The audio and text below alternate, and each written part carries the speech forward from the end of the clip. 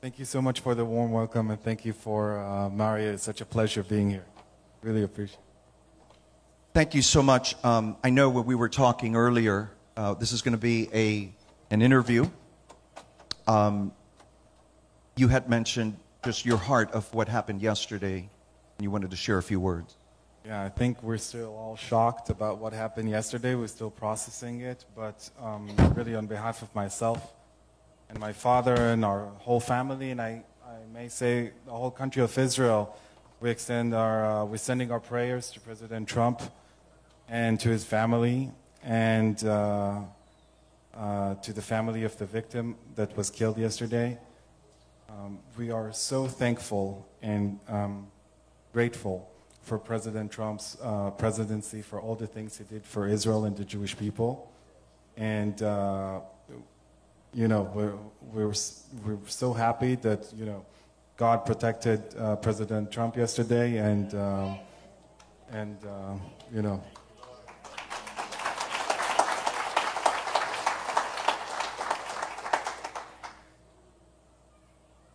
We are seeing, honestly, things in America we've never seen before. Unfortunately, you all have a little more history.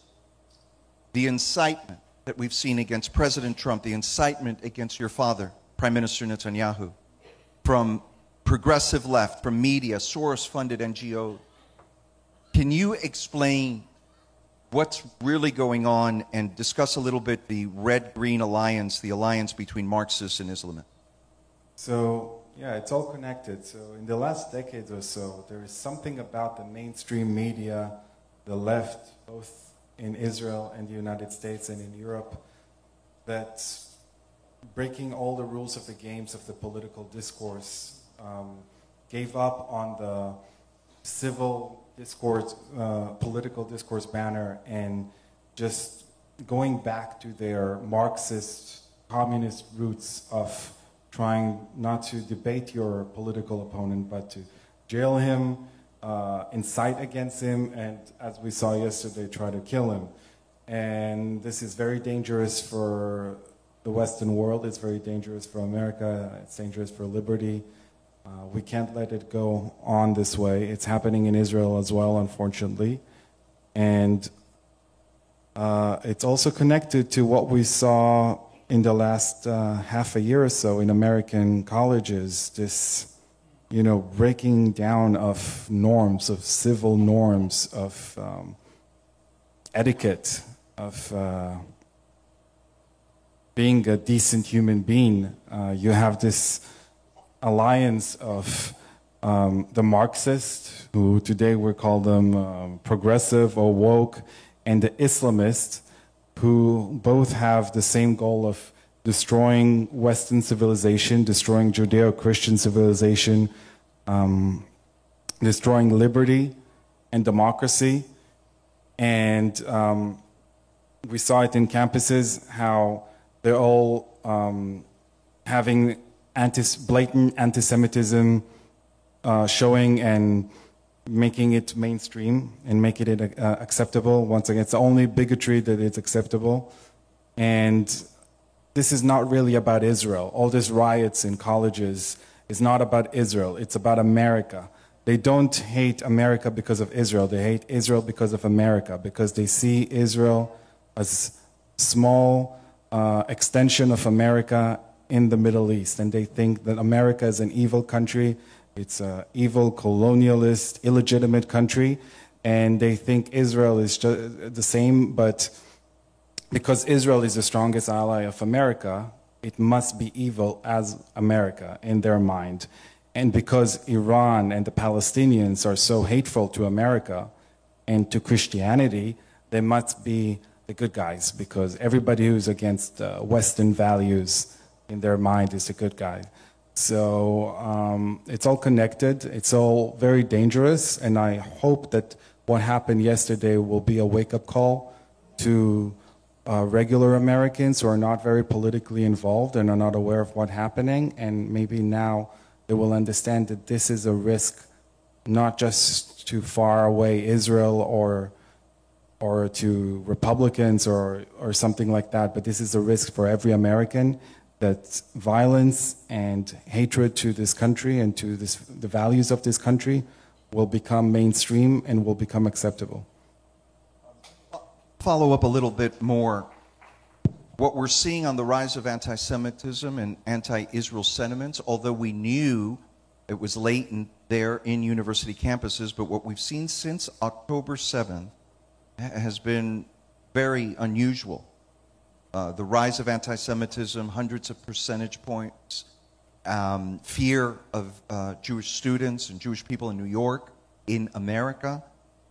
What is behind what's happening? Who are the players, and what is the real goal of the instigators? First of all, I must say it's quite astonishing, because after October 7 was Israel's 9/11. You know, it's actually, if you take it proportionally to the size of the population, it's like on 9/11, 50,000 Americans would have been killed relative to the size of the population of Israel.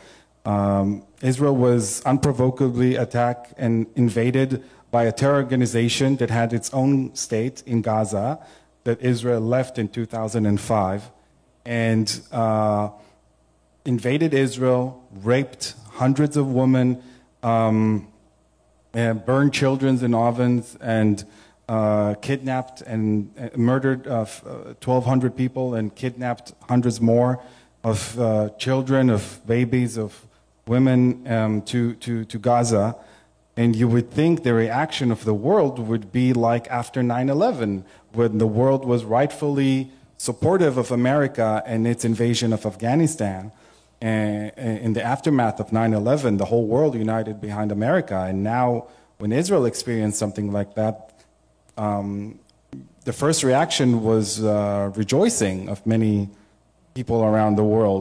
And it's all been, it's all been out there in the internet with very graphic videos, and there was no mercy in their hearts because Jews are involved, and Jews are always an easy target. And what you can see, the forces behind it. First of all, the FBI has uncovered, I think it was 2 weeks ago, that Iran is behind the riots and protests in American colleges, which is not very surprising. Iran, which is an enemy state of the United States, calling for the annihilation of the United States. They're calling for the annihilation of Israel as well, but they're saying Israel is the small Satan and America is the big Satan. And once they get rid of Israel, their real target is America. They're even building intercontinental missiles that can carry on nuclear weapon to the East Coast. They don't need the intercontinental missiles to hit Israel. Israel is way in their range of the current missiles. So they are behind it. It's been uncovered. You got another state sponsor of terror, which is Qatar, which is a very wealthy country that for some reason receive red carpets in Washington, in New York, but they are funding, they're this #2 funding of terrorism in the world after Iran. And they are the #1 sponsor of American universities. They're the biggest donors to American universities, which is not surprising. And you got the radical left organizations, the Soros organizations that are funding and organizing all these riots against Israel. But again, Israel is not their real target. Their real target is bringing down the social fabric of the United States. And Israel is just an experiment of seeing how well this army of bullies and rioters working in order to use it when they really need to, like in 2020. So there's a lot of very powerful forces behind this. Discuss briefly the history of Israel. Well, it goes back 3,000 years, but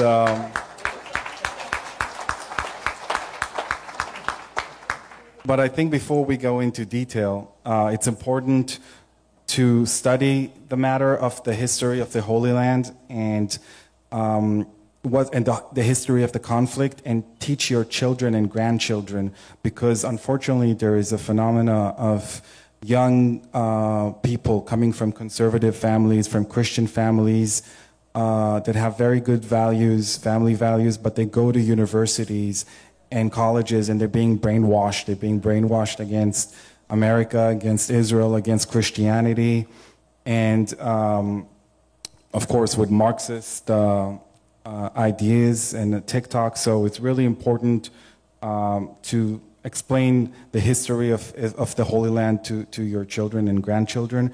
Well, basically, the history of the Jewish people in Israel goes back to the Old Testament, the New Testament. It's not just a matter of faith, it's a matter of archaeology. Everywhere you dig in the land of Israel, you find Jewish archaeological findings from 3,000 years ago, 2,000 years ago. Jesus of Nazareth was born and raised in the Roman province of Judea. That was the official name of the land at the time of the Roman Empire. Province of Judea, it was a part of the empire. And above his head, when he was crucified, there was a sign, INRI, which is in Latin, Jesus Nazarenus Rex Judeum, which means Jesus of Nazareth, King of the Jews. It didn't say King of the Palestinians. So, you know...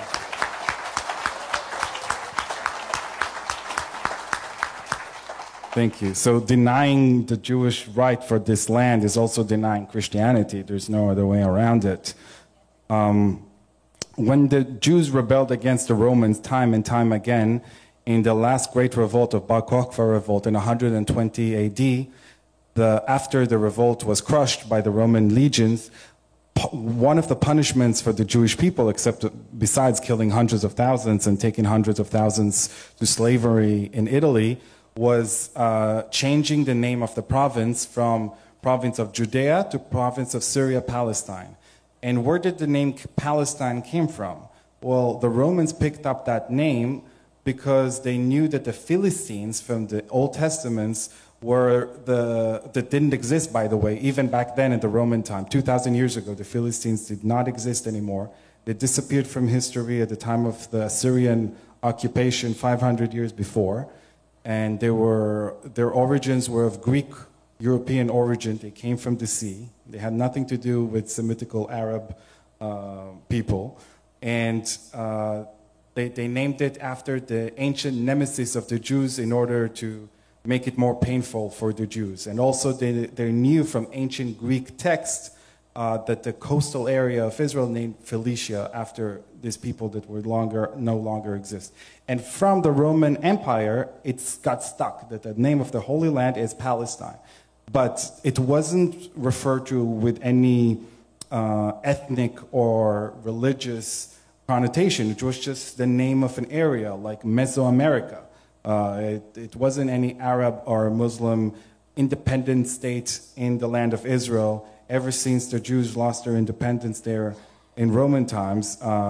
Even when the Arab-Muslim occupation came in the 7th century, it didn't last, and it was never a part of. It was always a part of a bigger empire. It was never a country of its own. And then it switched many hands between the Muslims and the Crusaders and the Turkish tribes, and then the Turkish Empire. And finally, when the British took over the land in the First World War in 1917, they named the land, when they took it from the Turkish Empire, they named it, they received from the League of Nations, that was like the organization like the UN, the charter would call the Mandate of Palestine, and they named it Palestine after the ancient Roman name to the land. And it was designated in the British Mandate of Palestine that the native that's supposed to inherit the land and make it one day an independent state is the Jewish people. So it's later been ratified in American Congress after the San Remo agreements at the end of the World War I. So it became part of American law and part of British law, and even was adopted at the UN Charter, the British Mandate of Palestine, saying that adopting the Balfour Declaration, saying that the Jewish peoples are the natives to the land that's supposed to inherit the land for independence one day. So yeah, it's quite a long history. I try to put it in a nutshell. Excellent.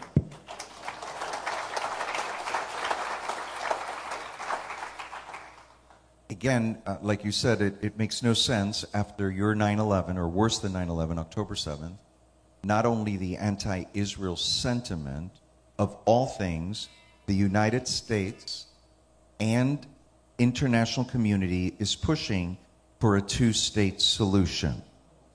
We've heard a lot about that through the years. Why is a two-state solution not a solution?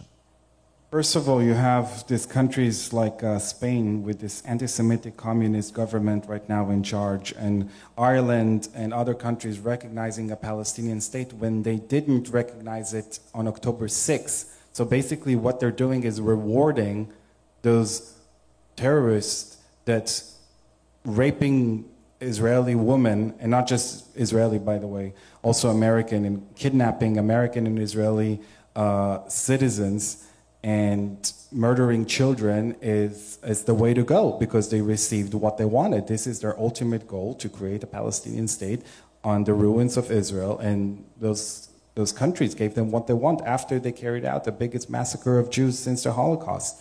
So that's a great incentive for more massacres to come.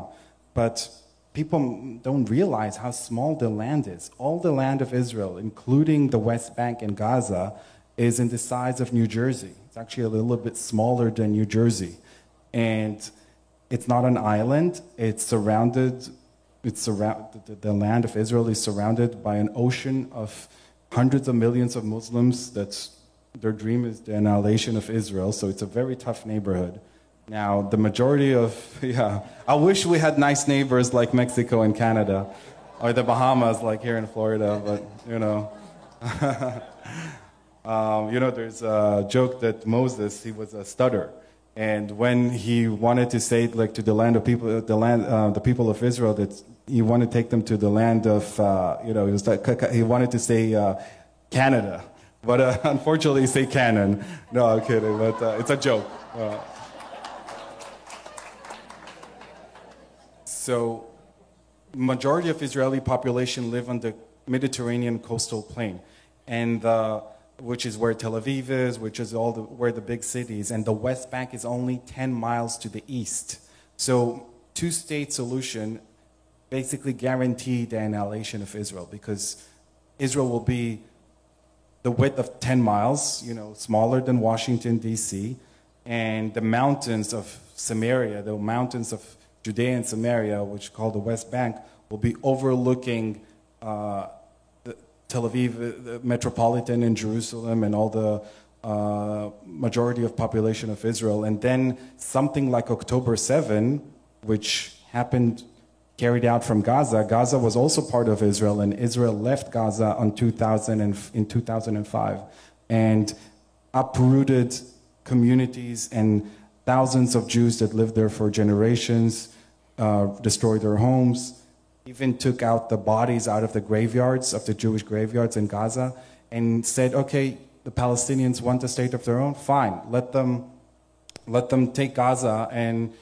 there was the left-wing predictions that Gaza will become the Singapore of the Middle East, that it will become prosperous. Well, they did receive billions of dollars from American taxpayers and from European taxpayers. They could have made it Dubai. They could have made it heaven. It's a beautiful coastal strip on the Mediterranean, but instead they took all this money and built the biggest terror organization the world has ever seen in order to carry out an attack against Israel. Now, Gaza, it's pretty far away from the central of the population of Israel, and it's small and isolated. But the West Bank, it's cutting through the heart of Israel, so it guarantees that something like October 7, but 100 times or 1,000 times bigger, will happen in the center of Israel, in Tel Aviv, in Jerusalem, in our Washington, in our New York, and eliminate Israel. So Israel is, besides all the fact that this is our land, we're not an occupier,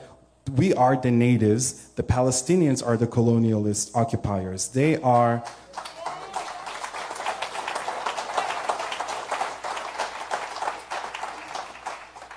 Most Palestinians are descendants of recent Arab immigrants from the Middle East that came after the British Empire took over control of the land, and the Zionist Jewish pilgrims came in the 19th century.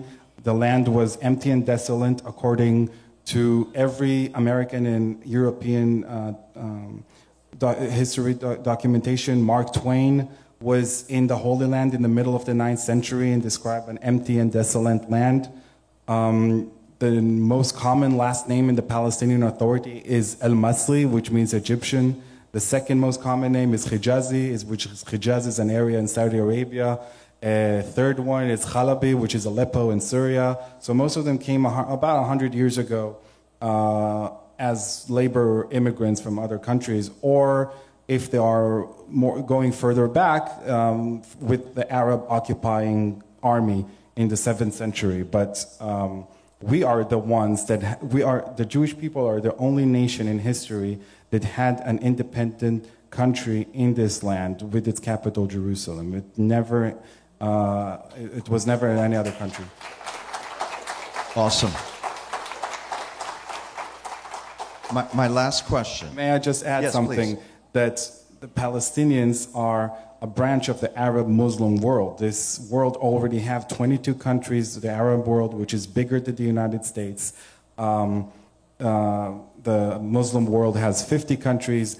The flag of the Palestinians is identical to the flag of Jordan, which have an 80%, roughly 80% population of people that describe themselves as Palestinians, which is weird. Why wouldn't, so I guess there's already a Palestinian state. They had their own state in Gaza, and look what they made of it.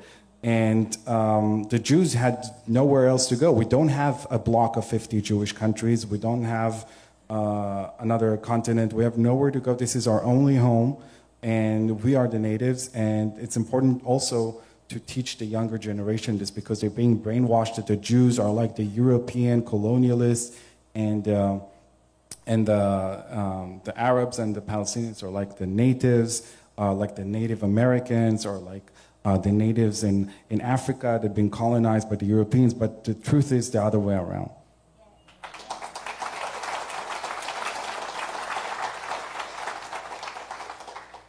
So my last question.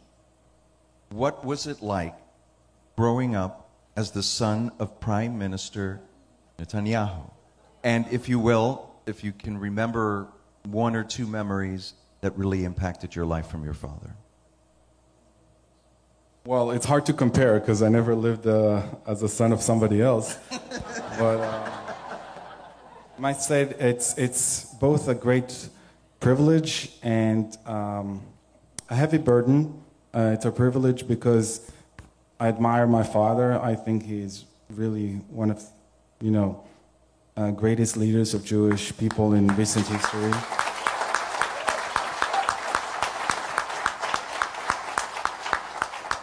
Thank you. And he's a real fighter. He's fighting for his country. He's fighting for Western civilization. He's fighting for Judeo-Christian civilization his whole life against the most powerful forces in the world and inside Israel. But because of that, the price we all pay as part of his family is a very heavy price. The other side of the aisle, as we all know, is very nasty and cruel, and they don't play fair, and they go after, if they're not only against their political rival, but after his family in order to bring him down. And it's a tough life. It's a tough life, but I'm so proud of him, and I'm so proud of being his son. So you have the. Can you think of any memories growing up?